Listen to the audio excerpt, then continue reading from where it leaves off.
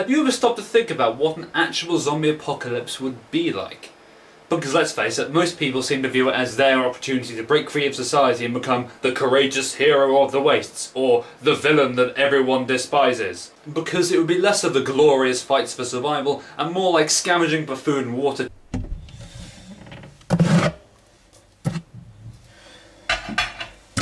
Ooh, jackpot. They're trying to keep warm, and fighting off the constant threat of zombie hordes.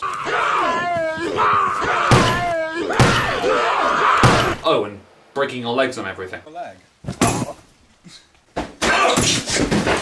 What? Many of you would have probably guessed by now that I'm referring to the Armored 2 mod designed by Rocket called DayZ. This is probably the closest that games have actually come to a realistic representation of what a zombie apocalypse might actually be like. Yes, there are elements that seem a bit out of place and stupid, such as the fact that the majority of the citizens of Tyrannus seem to have a ridiculous amount of military-grade hardware just lying around in their houses and around their front porches. Sweet. But notwithstanding, it is probably the most realistic attempt at it because the emphasis is more on survival, rather than killing everything that comes out of George Romero's dreams. The main emphasis is very clearly on survival because of the constant need to have food, water and maintain body temperature, so it's very worthwhile to keep looking for supplies whilst dealing with the zombies, and more dangerously, other players. Yes, you are not the only one who survived the zombie infestation. There are several other players running around the world who are most likely than not want to murder you in very nasty ways.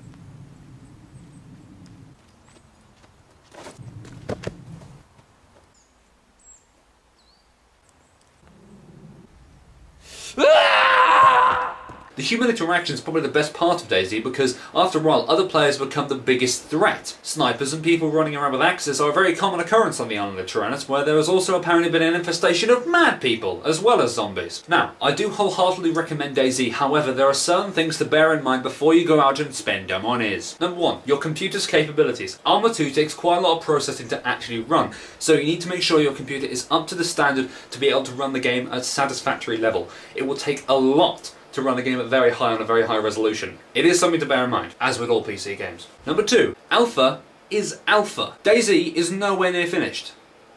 At all. There are loads of glitches, both in terms of animation, sound, visual artifacting, netcode, balance, and of course, hackers. There are a few systems in place to get rid of the hackers via Battle.eye, however there is not enough to deal with the amount of hackers there are currently on the game. There are hackers on some of these servers and they are rather annoying. Ha! Nice to meet you! Gone! However, Rocket is working very hard on it and the game in its current state runs fairly well. I'm actually amazed as to how well it runs, although I suppose it is a mod based off of a previous mainframe of a game, so it has some advantages there in terms of actually running off of a framework. And the third reason, which you need to bear in mind, group up. While being a lone wolf is fun, the game truly comes alive when you're playing in a squad with your friends, either on Skype or actually meeting up with people in the game and just deciding to go along with them for a while. There can be some great moments of teamwork as well as some hilarious errors made by the general ineptitude of your teammates.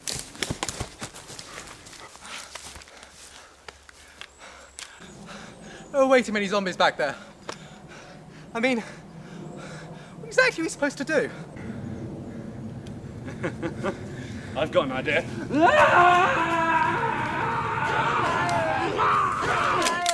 That never works.